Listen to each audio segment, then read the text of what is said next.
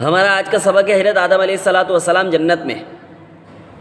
اس سے پہلے ہم نے ابلیس کا تکبر اور سب سے پہلے انسان، دو سبق پڑھے۔ حضرت آدم علیہ السلام جنت میں رہنے لگے۔ جنت میں راحت و آرام کی بے شمار چیزیں تھیں، لیکن آپ کو تنہائی کا احساس ہوتا تھا، تو اللہ تعالیٰ نے آپ کی دل بستگی کے لیے حوا علیہ السلام کو پیدا فرمایا اور انہیں آپ کے نکاح میں دے دیا۔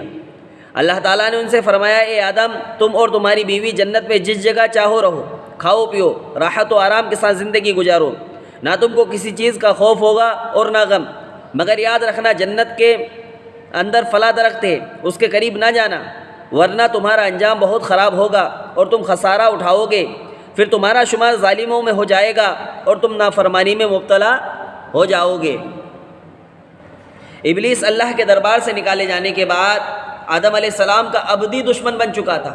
ابدی یعنی ہمیشہ کے لیے۔ حضرت آدم علیہ السلام کا کیا بن گیا تھا؟ دشمن بن گیا تھا۔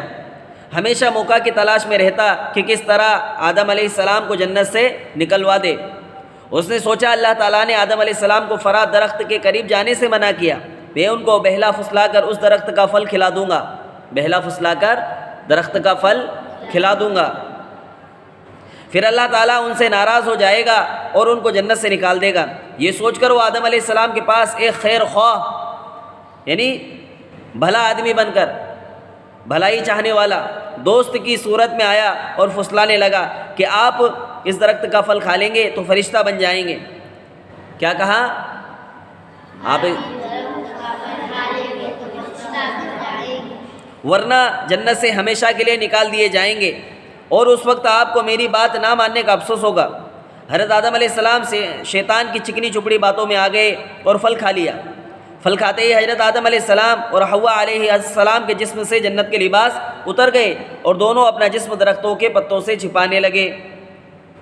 ادھر اللہ تعالیٰ کا عتاب نازل ہوا کہ ہم نے تم کو اس درخت کے قریب جانے سے منع نہیں کیا تھا، تم شیطان کے دھوکے میں آ گئے اور تم نے میرے حکم کے خلاف کیا، لہٰذا اب تم سب زمین پر اتر جاؤ۔ اللہ تعالیٰ نے آدم علیہ السلام اور حوا علیہ السلام کو جنت سے نکال کر زمین پر بھیج دیا۔ سمجھ رہے؟ اگر حکم کے اندر کمی کوتاہی کریں گے تو کیا ہوگا؟ حضرت آدم علیہ السلام کو اللہ نے جنت سے نکال کر زمین کے اوپر پہنچا دیا، اور شیطان تو پہلے ہی اللہ رب العزت کے دربار سے نکال دیا گیا تھا۔ کیوں نکال دیا تھا؟ کیونکہ اس نے تکبر کیا کہ میں آگ سے پیدا ہوا ہوں، میں ان سے افضل ہوں آدم علیہ السلام سے، تو اللہ رب العزت نے اس کو بھی پہلے ہی اپنے دربار سے نکال دیا تھا اور اس کو شیطان قرار دیا تھا۔ پھر حضرت آدم علیہ السلام سے غلطی ہوئی، کیا ہوئی؟ اللہ کے حکم کے اندر کمی بیشی ہوئی۔ اللہ کا حکم تھا کہ فلاں درخت کا پھل نہیں کھانا، اور انہوں نے کیا کرا؟ شیطان کی چکنی چپڑی باتوں میں آ گئے، اس کی بھلی باتوں میں آ گئے اور درخت کا پھل کھا لیا۔ پھر اللہ تعالیٰ کا عتاب، اللہ کا غصہ نازل ہوا اور اللہ رب العزت نے ان کو جنت سے نکال کر زمین کے اوپر بھیج دیا۔ اب آئندہ ہمارا اگلا سبق رہے گا حضرت آدم علیہ السلام کی توبہ۔ دیکھو غلطی ہوئی، لیکن غلطی کے اوپر جمے نہیں، بلکہ اللہ رب العزت سے توبہ اور معافی مانگی، ہے نا؟ اللہ کے سامنے روتے رہے، اپنی غلطی کا اقرار کیا، نہ کہ اپنی غلطی کے اوپر جمے۔ اسی طریقے سے ہمیں بھی اگر ہمیں کوئی حکم دیا جائے تو اس حکم کو پورا کرنا چاہیے، ہے نا؟ اللہ رب العزت نے بہت سارے حکم ہمارے اوپر نازل فرمائے، بہت سارے حکم، نماز ہے، روزہ ہے، حج ہے، زکوٰۃ ہے، اس کے علاوہ بھی بہت ساری باتیں ہیں۔